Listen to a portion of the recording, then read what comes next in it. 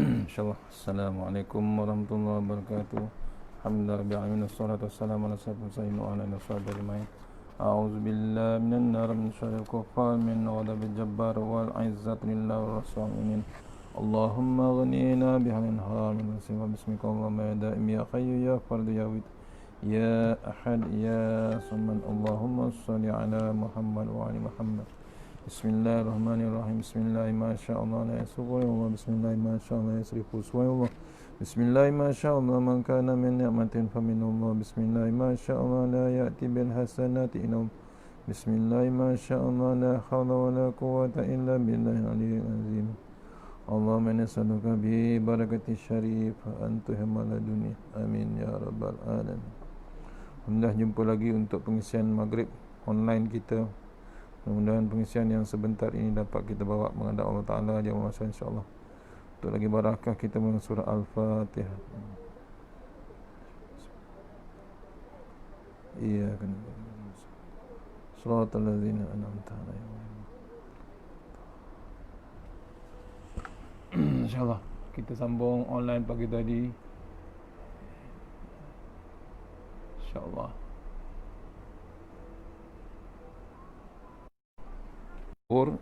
Adakah orang mati mengetahui ziarah orang hidup, ziarah yang daripada orang hidup?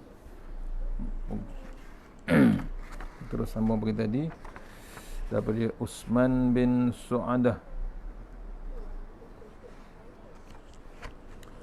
Su'adah Astawi yang ibunya adalah seorang perempuan ahli ibadat bercerita ketika ajalnya hendak mendatangi ibu. Saya mengangkat kepalanya ke atas langit, lalu dia pun berkata, wahai perbendaraanku, siapa yang menjadi saudaraku, sandaranku dalam hidupku dan juga sesudah matiku, janganlah engkau tinggalkan aku di saat mati, dan janganlah juga engkau biarkan aku di kuburku.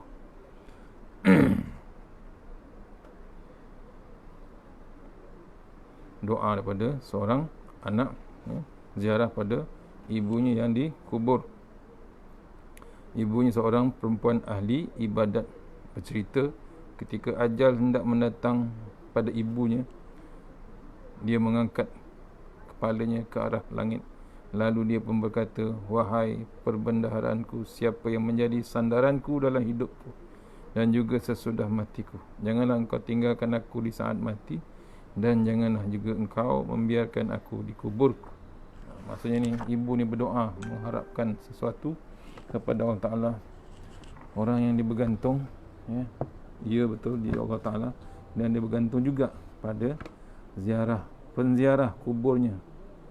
Dia mohon Allah Ta'ala supaya kuburnya sentiasa diziarahi, terutama anaknya sendiri. Kata Utsman lagi menambah, maka ibu pun meninggal dunia pada setiap hari. Pada setiap hari Jumaat saya menziarahi kuburnya, mendoakan, memohon ampun baginya serta juga bagi semua penghuni kubur.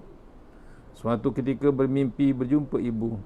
Saya bertanya, wahai ibu, bagaimanakah keadaan ibu sekarang? Ibu menjawab, wahai anakku, sesungguhnya mati itu suatu kesusahan yang dahsyat. Namun alhamdulillah, aku sekarang berada di dalam barzah yang terpuji. Di sini kamu menghamparkan raihan, yakni bunga-bunga harum, bertelekan pada bantal-bantal sutera yang tebal dan nipis, sehinggalah hari kebangkitan. Anak tu bertanya waktu mimpi, bagaimana keadaan bab kematian. Yang ditanya, bagaimanakah keadaan ibunya sekarang waktu di alam barzah. Waktu mimpi itu, ibunya menjawab, mati itu suatu kepayahan atau satu kesusahan yang amat dahsyat. Diceritakan. Namun dia bersyukur dan mengucapkan alhamdulillah, dia sekarang berada di dalam alam barzah yang terpuji. Di sana kami menghamparkan bunga-bunga raihan ataupun bunga harum pada bantal-bantal sutera yang tebal nipis, hinggalah hari kebangkitan. Dihidangkan seorang ibu. Pasal apa? Hebatnya seorang anak yang soleh ditinggalkan oleh ibunya. Saya bertanya, adakah ibu mempunyai apa-apa hajat? Ya, jawabnya. Apakah hajat ibu itu? Tanya penulis. Tanya anak tersebut. Ibu menjelaskan, janganlah engkau berhenti daripada apa yang telah engkau lakukan, iaitu menziarahi dan mendoakan kami. Kerana aku sangat gembira dengan kedatanganmu pada hari Jumaat. Dikatakan kepadaku, wahai perempuan ahli ibadat, ini dia anakmu datang. Maka aku pun gembira dan begitu juga roh-roh di kelilingku juga turut gembira. Ni, hebatnya. Orang yang dikubur tu memang mengharap, menunggu anaknya datang. Menunggu orang menziarahi. Menunggu orang menziarahi kuburnya. Sebab tu tuan-tuan, ada peluang, ada kalah masa untuk yang dah pergi menghadap Allah Ta'ala. Yang hebat lagi, waktu hari Jumaat sangatlah gembira ahli-ahli kubur itu bila diziarahi waktu datangnya ziarah pada hari Jumaat. Gembira begitu juga roh-roh di sekeliling di kawasan tersebut. Orang mati, ini juga kedengaran juga seperti diceritakan,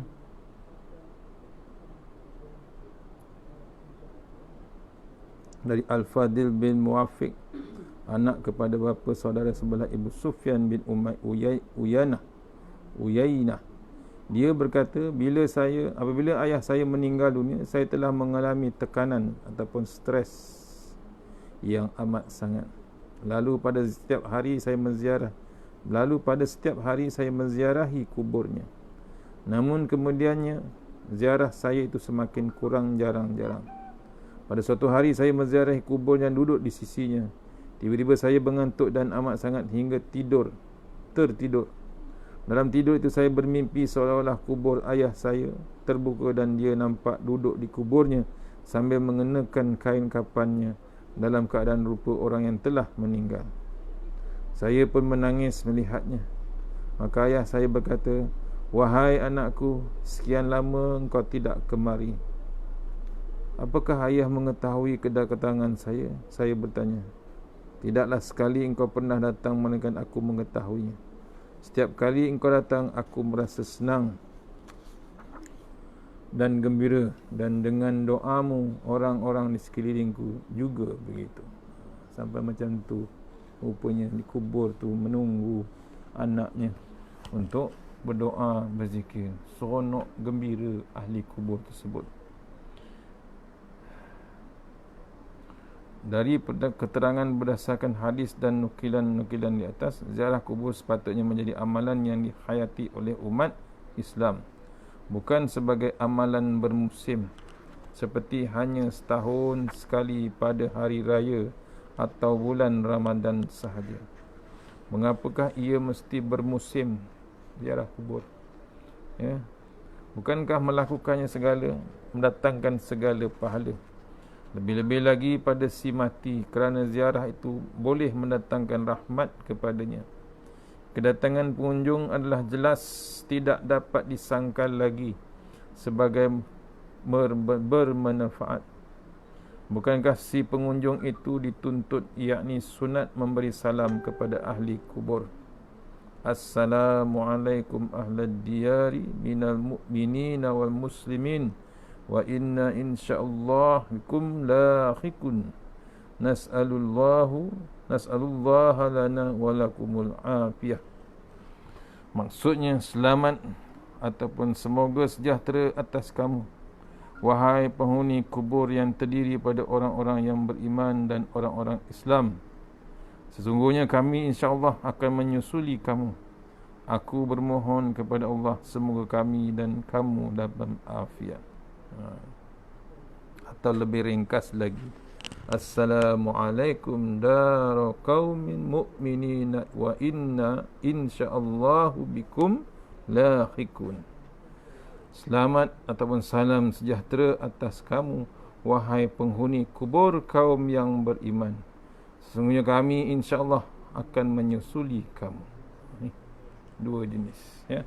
Tu yang ringkas, ada yang panjang. Maksudnya kita bila lalu kawasan kubur, sampai saja kawasan kubur, kita memberi salam, ya, salam dan mendoakan dia, ya, semoga sejahtera wahai penghuni kubur yang beriman, sesungguhnya kita akan menyusul pula di kawasan tersebut, semoga dalam keadaan afiat. Ni bukan saja salam, salam ada makna. Maksudnya Assalamualaikum, ya, minta didoakan pada penghuni kubur, kemudian insya-Allah kita akan menyusul. Tiap-tiap salam itu hukumnya wajib dijawab oleh siapa yang diberi salam itu. Pengunjung kubur mengucapkan salam doa sejahtera untuk siapa yang dikunjungi, dan yang dikunjungi juga pula menjawab dengan salam juga, sama-sama mendoakan sejahtera. Alangkah cantiknya. Ni, ya, bukan saja bagi salam. Maksudnya kita ni diarahkan supaya memberi salam untuk mendoakan ahli kubur. Yang dikubur pun menjawab salam. Kita akan menyusul pula bila akan masa tiba masanya. Jika kita ingat ini sahaja pun sudah cukup untuk mendorong kita melakukan ziarah. Apatah lagi jika ziarah kita itu memang benar ditunggu-tunggu oleh si mati. Apakah kita tidak punya perasaan terhadap mereka? Di manakah kita masa si mati masih hidup? Bukankah kita menyintainya? Siapakah yang tidak cinta kepada ibu bapa, tidak mengasihi anak-anak, adik-beradik, datuk, nenek dan lain-lain? Mengapakah cinta dan kasih sayang itu harus redup dengan kematian? Ya, memumpuk, bila ziarah kubur ini memumpuk kita ke arah kasih sayang, silaturahim, ya, terus mengasihi, tak kira adik-beradik, ibu, ayah, anak-anak dan kerabat yang terdekat, untuk jangan dipudarkan bab kasih sayang tersebut. Jangan layukan. Cuba kita renungkan bagaimana Allah memberi syarat supaya kasih sayang itu jangan diputuskan. Bagi anak-anak terhadap ibu bapa, Allah berfirman, wakhfid lahuma janaha dulli min rahmati wa qul rabbi arhamhuma kama rabbayani saghira.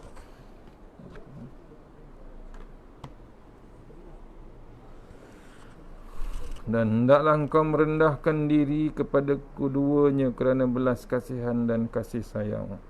Dan doakanlah, yakni untuk mereka dengan berkata, wahai Tuhanku, limpahkanlah rahmat kepada mereka berdua sebagaimana mereka telah mencurahkan kasih sayang mereka, memelihara dan mendidikku semasa kecil. Ini doa untuk ibu dan ayah kita. Doakan. Ayat ini merupakan perintah supaya taat, bukan saja kepada ibu bapa yang masih hidup, malahan juga setelah mereka pergi kembali ke rahmatullah, dengan mendoa dan memintakan ampun bagi mereka, menunaikan amanah atau pesanan mereka, serta menghubungkan silaturahim dengan orang-orang yang rapat dengan mereka, termasuk sahabat-sahabat baik mereka semasa hidup dahulu. Selama mana juga kita hidup selama mereka, selepas mereka, selama itulah perkara itu dituntut, kita dapat menyenangkan mereka dengan ibadat-ibadat kita, dengan segala macam rupa kebajikan yang kita lakukan, seperti bersedekah untuk mereka dan termasuk menziarahi kubur mereka. Pahala memang tak berhenti untuk kita cari. Kemudian ada pula ayat yang lebih menyeluruh supaya mendoakan juga orang-orang yang beriman seluruhnya, selain khusus untuk ibu bapa dan diri sendiri. Firman Allah, Rabbana firli wali walidayya wal walidayya walil mu'minina yawma yakumul hisab. Wahai Tuhan kami, berilah keampunan bagiku dan bagi kedua ibu bapaku, serta bagi orang-orang yang beriman ketika berlakunya hari perhitungan. ayat ini jelas menyuruh kita committed kepada ibu bapa dan malah kepada sesiapa juga sesama mukmin untuk kita mendoakan mereka dan mereka mendoakan kita sehinggalah hari perhitungan, yakni hari kiamat. Sini tidak ada menunjukkan sebarang limitation. Misalnya komitmen itu akan berakhir apabila seorang telah meninggal dunia. Tidak. Ya, artinya hatta doa ziarah amal bakti orang hidup itu masih saja boleh berfaedah. Boleh berfaedah, dapat disumbangkan kepada orang mati. Orang yang menziarahi kubur biasanya tidak sahaja setakat datang kosong, malahan serba sedikit membawa oleh-oleh dalam bentuk zikir-zikir, ayat-ayat Quran. Contoh, lihat isi bacaan tahlil yang biasa dibaca. Selepas membaca, ditutup pula dengan doa untuk si mati. Al-Hasan bin Ash-Shahab Az-Zafrani berkata, saya pernah bertanya kepada Asy-Syafi'i rahimahullah tentang membaca Al-Quran di kubur. Beliau Asy-Syafi'i membolehkannya. Al-Khalal pula menyebut daripada Asy-Sya'bi,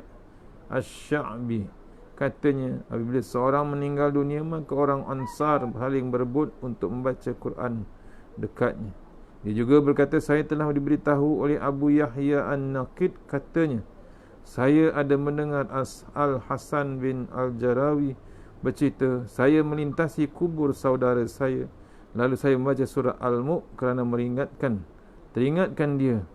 Kemudian dari itu ada seorang lelaki mendatangiku dan berkata, saya telah bermimpi bertemu dengan saudaramu.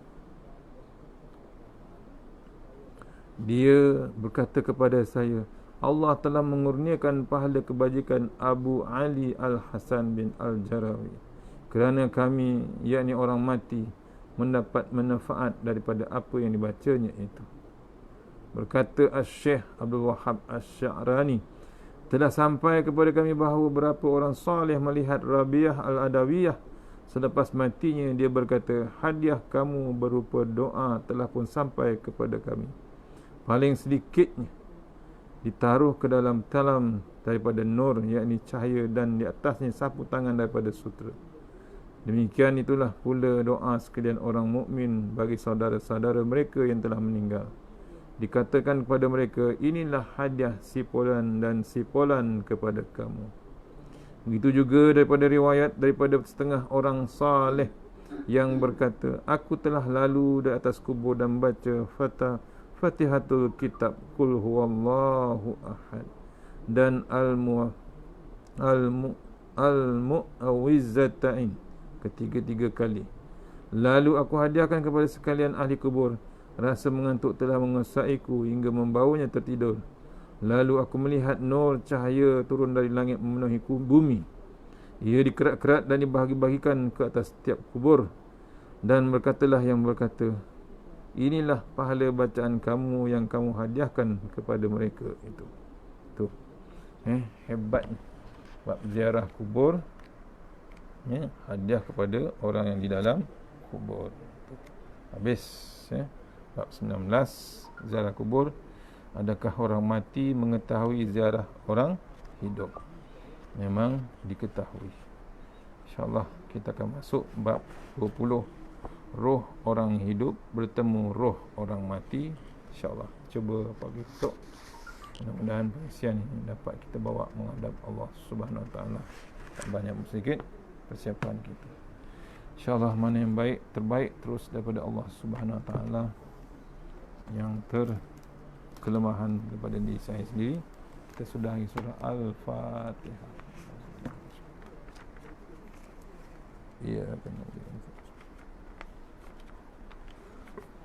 A'udzubillahi minasyaitonir rajim. Bismillahirrahmanirrahim. Allahumma tawwil a'marana wa sahih jasadana wa nawwir qulubana wasabbir imanana wa ahsin a'malana wa wasi' arzaqana wa ilal khairi qaribna wa ani syarri amna wa diawalina fid din wa dunya wal akhirah. Ya Allah, panjangkan umur kami, sihatkan badan kami, terangkan hati kami, tetapkan iman kami, elokkan amalan kami, luaskan rezeki kami, dekatkan kami, jauhkan kami daripada kejahatan, tunaikan hajat kami.